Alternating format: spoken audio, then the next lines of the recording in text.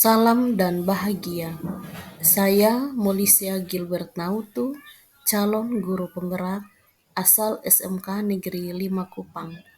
Pada video kali ini, saya akan memaparkan demonstrasi konseptual visi guru penggerak.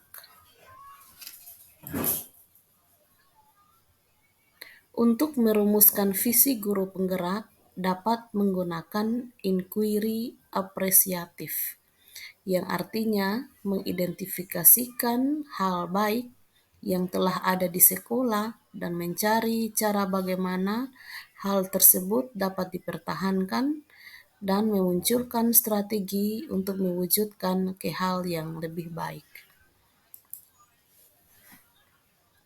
Agar dapat menerapkan pendekatan inquiry apresiatif, maka yang saya lakukan adalah dengan menggunakan metode Bagja. Tahapan metode Bagja yaitu buat pertanyaan utama, ambil pelajaran, gali mimpi, jabarkan rencana, atur eksekusi. Buat pertanyaan utama yang berisi pertanyaan-pertanyaan yang dibuat untuk menentukan arah penelusuran. Yang kedua, ambil pelajaran. Hal ini dimaksudkan untuk memandu bagaimana pengalaman positif dari individu, kelompok, maupun komunitas lain yang akan dijadikan pelajaran. Gali mimpi berupa narasi keadaan ideal jika prakarsa perubahan telah terwujud. Jabarkan rencana, yaitu mengidentifikasi tindakan-tindakan yang akan dilakukan. Dan yang terakhir, atur eksekusi, yaitu membantu transformasi rencana menjadi nyata. Berikut ini visi guru penggerak yang saya buat adalah mewujudkan generasi masa depan yang berkarakter dan berintegritas melalui pendidikan holistik. Untuk mewujudkan visi yang telah saya buat, maka saya telah membuat prakarsa perubahan, yaitu mengembangkan pendidikan karakter. Adapun tahapan Bagja yang saya buat adalah yang pertama, buat pertanyaan utama. Dengan pertanyaan bagaimana cara merancang kurikulum yang seimbang antara pencapaian akademik dan pengembangan karakter siswa. Tindakan yang harus dilakukan adalah mendesain kurikulum holistik, menerapkan metode pengajaran inovatif, dan mengevaluasi kurikulum secara berkala. Yang kedua, menyediakan layanan konseling dengan langkah mengimplementasikan layanan konseling yang dapat diakses oleh siswa untuk dukungan emosional. Sedangkan tindakan yang ketiga yaitu mengorganisir aktivitas sosial, menyusun program keterlibatan orang tua, dan membangun kemitraan dengan komunitas. Ambil pelajaran. Pertanyaan yang pertama, bagaimana pendidikan holistik dapat mendukung perkembangan karakter mulia pada siswa?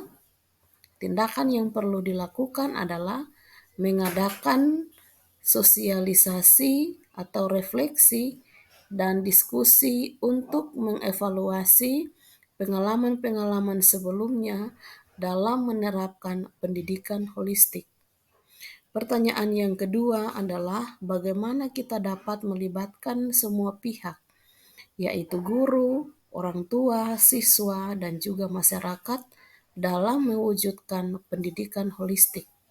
Tindakan yang perlu dilakukan adalah menyusun rencana aksi kolaboratif yang melibatkan semua stakeholder terkait untuk memastikan pendidikan holistik dapat dijalankan dengan efektif. Gali mimpi. Pertanyaan yang pertama, apa saja nilai-nilai dan keterampilan utama yang harus dimiliki oleh siswa untuk mencapai karakter yang mulia?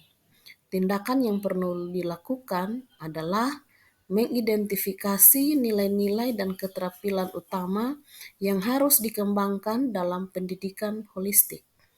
Pertanyaan yang kedua, bagaimana peran masing-masing stakeholder dalam mewujudkan pendidikan holistik? Tindakan yang perlu dilakukan adalah menentukan peran dan tanggung jawab setiap stakeholder dalam proses pendidikan holistik. Yang berikut jabarkan rencana. Dengan mengacu pada pertanyaan yang pertama, apa saja langkah konkret yang harus kita ambil untuk mengimplementasikan pendidikan holistik?